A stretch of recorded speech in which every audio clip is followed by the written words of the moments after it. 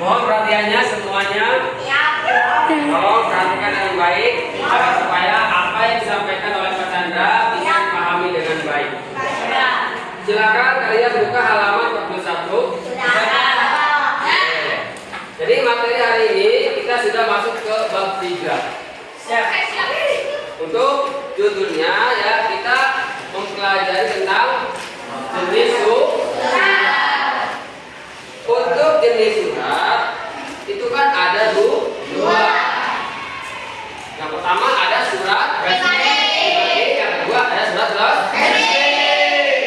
Oke, untuk surat pribadi. Untuk surat pribadi itu yang mengeluarkan itu perorangan kita ya, bukan lembaga. Tapi kalau surat resmi itu yang mengeluarkan itu lembaga.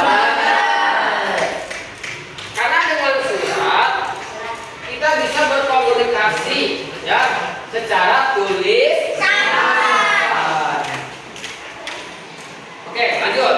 Di sini di halaman 42 ya di bagian A itu mengenal surat pribadi dan surat resmi. Komunikasi dapat dilakukan melalui berbagai cara ya. Untuk berkomunikasi itu bisa kita lakukan melalui berbagai cara. Salah satunya dengan melalui surat. Salah satu cara berkomunikasi adalah tadi yang sudah dijelaskan melalui surat. Surat merupakan, ini pengertiannya ya. Surat merupakan media komunikasi tertulis ya, secara tertulis antara suatu pihak dengan pihak lain. Nah, kita juga bisa ya membuat surat melalui media digital. Bisa kirim surat melalui aplikasi email ya, WhatsApp, Messenger. Nah, kita bisa melalui aplikasi tersebut untuk kirim surat secara elektronik. Tapi yang lebih resmi makanya email. Ya. Lanjut, kita bahas lagi tentang surat pribadi. Nah, surat pribadi adalah surat yang digunakan untuk berkomunikasi antar pribadi. Contohnya, kalian yang misalkan ada yang sakit, misalkan contohnya ya yang nggak ada aja namanya ya, si Sari misalkan, Sari itu sakit ya, kirim surat ke gurunya. Nah itu berarti contoh surat pribadi.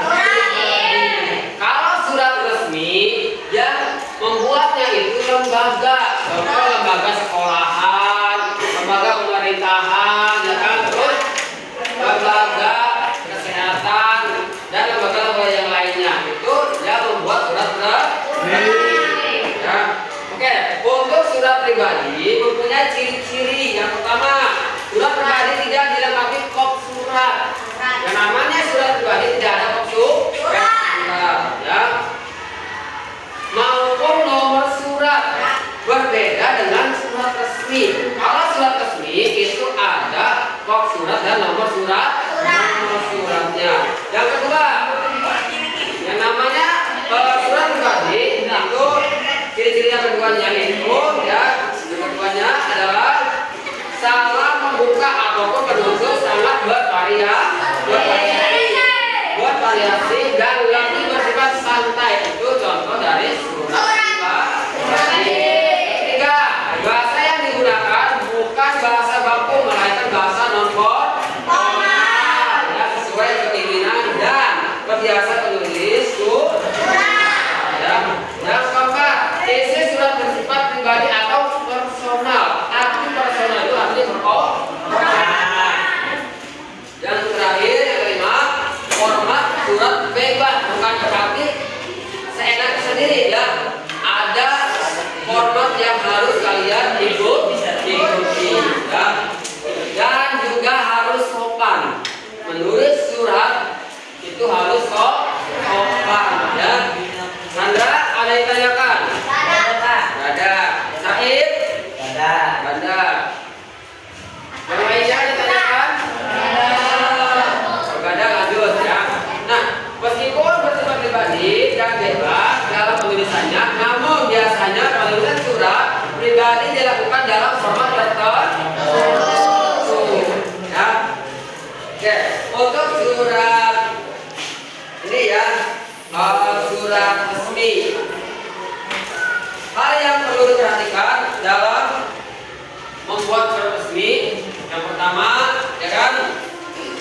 lihat dulu di situ ya, harus ada kop suratnya itu seperti ya. Terus ada nomor surat ya, terus ada perihal, nah gitu kan.